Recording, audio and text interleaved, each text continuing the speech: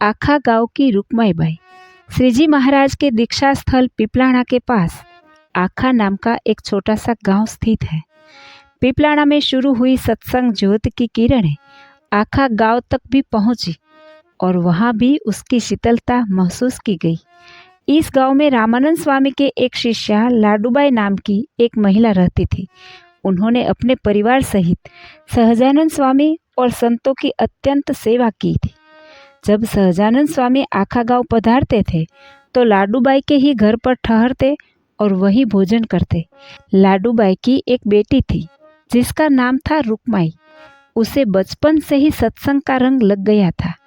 रुक्माईबाई का विवाह पिपलाणा के ब्राह्मण नरसिंह मेहता के भाई नारायण मेहता के साथ हुआ था। नारायण मेहता एक विद्वान कर्मकांडी ब्राह्मण थे और उनका यजमानगिरी पूजा पाठ का कार्य से जीवन यापन होता था। कुछ समय बाद नारायण मेहता का देहांत हो गया। इसके बाद रुक्माईबाई के कठिन दिनों की शुरुआत हुई। उस समय की विधवा महिलाओं को समाज की रूढ़ियों के अनुसार कठोर जीवन जीना पड़ता था, लेकिन रुक्माईबाई ने अपने जीवन का रास्ता स्वयं तय कर लिया। वह एक अत्यंत सादगीपूर्ण, सात्विक और धार्मिक जीवन जीने लगी। वह सत्संग की सेवा में लग गई और दिन रात श्रीहरि का स्मरण करने लगी। उनके मन में एक गहरी इच्छा थी, अक्षर निवासी पति नारायण मेहता की स्मृति में कोई धार्मिक कार्य करूं। इस आशय से उन्होंने अपने जेठ नरसिंह मेहता से कहा कि वे उन्हें अपने पति के हिस्से की संपत्ति दे दें। लेकिन उस समय भी संपत्ति के मामलों में जो आज जैसी स्थितियां हैं वैसी ही तब भी थी। नरसिंह मेहता ने उन्हें कुछ भी देने से इनकार कर दिया।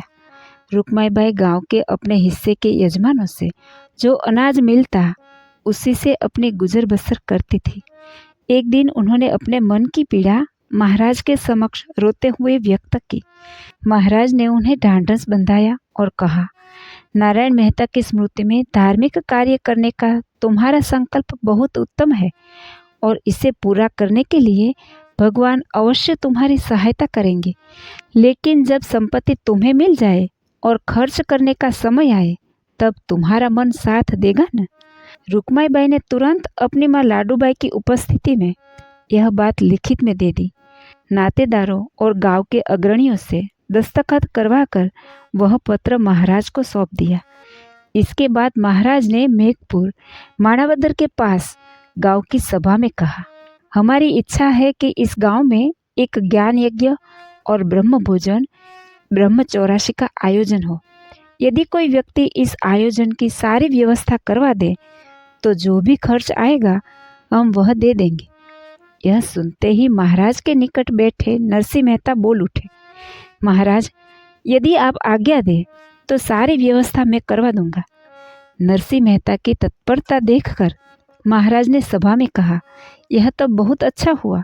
सारा हिसाब तुम ही रखो और आयोजन के बाद हम सब मिलकर हिसाब देख लेंगे। इसके बाद श्रीहरि ने आयोजन शुरू करवाया। ज्ञान यज्ञ और ब्रह्म भोजन 2 महीने तक चले। पूर्णाहुति के बाद नरसिंह मेहता के हाथों से सभी ब्राह्मणों को दक्षिणा दी गई। ब्राह्मण बहुत प्रसन्न हुए और संतोष के भाव से ऊंचे स्वर में नरसिंह मेहता और उनके स्वर्गीय भाई नारायण मेहता की जय जयकार करने लगे। यह देखकर नरसिंह मेहता ने महाराज से पूछा, सभी लोग रामानंद स्वामी या आपकी जयकार करने की बजाय मेरी और मेरे भाई की जय क्यों बोल रहे हैं? महाराज मुस्कुराते हुए बोले, जय तो उसी की होती है जो भोजन और दक्षिणा करवाता है।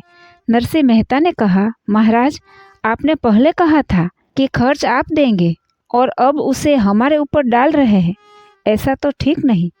अब आप ही खर्च दीजिए। महाराज ने उत्तर दिया, हमने तो कभी इनकार नहीं किया, लेकिन तुमने अपने छोटे भाई नारायण मेहता की पत्नी रुक्माईबाई को उनका हिस्सा नहीं दिया।